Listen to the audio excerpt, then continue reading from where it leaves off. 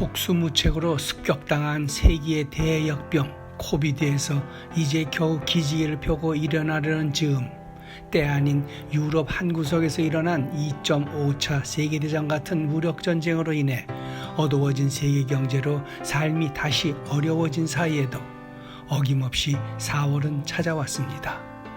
그러고 보니 아무리 어려운 환란이 덮쳐도 다가오는 세월을 어쩌지 못한다는 말을 절감하게 됩니다. 4월은 목련의 달입니다. 아름답지만 왠지 외로운 꽃. 시인 박목월은 4월의 노래에서 다음과 같이 읊었습니다. 목련꽃 그늘 아래서 베르테르의 편지를 읽노라. 구름꽃 피는 언덕에서 피리를 부노라. 그런가 하면 이혜인 수녀는 4월의 시에서 세상은 오만 가지 색색의 고운 꽃들이 자기가 제일인 양 활짝들 피었답니다 라고 노래했습니다. 하지만 박목월 시인의 낭만도 이혜인 수녀의 서정도 모두 빼앗긴 지 벌써 3년째입니다. 코비드와의 전쟁 때문입니다. 그래서 그런가요? 마음에 더 무겁게 다가오는 유명한 시구가 있습니다. 미국 태생 영국 작가 T.S. 엘리엇이 1922년에 발표한 장시 황무지 첫 구절입니다. 4월은 잔인한 달, 죽은 땅에서 라일락 꽃을 피우며 추억의 욕망을 뒤섞으며 봄비로 잠든 뿌리를 일깨운다. 봄이 시작되는 4월은 부활의 계절이요 생명의 시간인데도 그는 왜 4월을 그토록 잔인한 달이라고 했을까요? 엘리엇 케이는 자신의 이 시에 대해 무의미한 인생에 대한 개인적인 불평이라고 했습니다.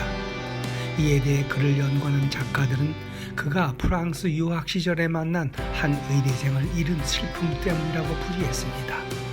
엘리엇이 좋아했던 그 의대생은 1차 세계대전 때 해군으로 참전했다가 전사했습니다. 그러자 이에 충격을 받은 엘리엇은 그의 한 여인과 쫓기듯 결혼을 했는데 생활이 내내 불행했습니다. 그리고 몇 년 후 요양차 들른 스위스 로잔 보스카에서 이 시를 썼습니다. 이러한 사연으로 인한 개인적 상심을 나타낸 시라는 겁니다. 하지만 이보다 더 일반적인 설명은 1차 세계대전 당시 유럽의 현실은 부활이 불가능해 보일 만큼 황폐했기에 거기서 오는 상실감을 표현한 것이라고 합니다. 다시 말해 부활할 수 없는 봄은 희망 고문처럼 잔인하게 다가오기 때문에 그랬을 거라는 이유에서입니다. 아무튼 황무지 서두에는 매일매일 출근하러 별 생각 없이 런던 브릿지를 지나가는 사람들의 행렬을 단테의 신곡 지옥편의 죽은 자들의 행렬에 비유한 이야기가 나옵니다.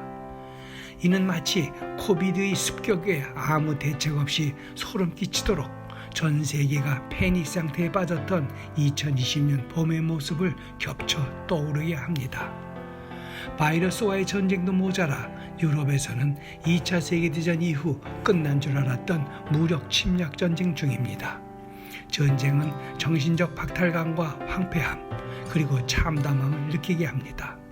이로 인해 인류는 생존의 파괴를 경험하고 정신적으로 메마르게 되지만 그럼에도 인류는 전쟁이 끝나면 또다시 새로운 시작을 위해 다시 일어나 나아갑니다.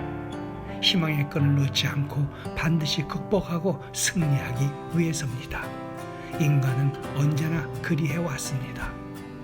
4월이 잔인하다고 했던 엘리엇 역시 자신의 시를 다음과 같이 마무리했습니다. 샨티, 샨티, 샨티.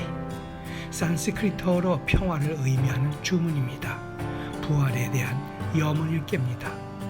인내의 고통이 언젠가는 반드시 기쁨으로 바뀌어 다가온다는 것을 바라면서 머지않아 지구촌의 평화가 다시 찾아오기를 기도하고 또 기도해 봅니다. April showers bring May flowers. 4월의 소나기가 올해 꽃을 피우듯 말입니다. 샨티, 샨티, 샨티.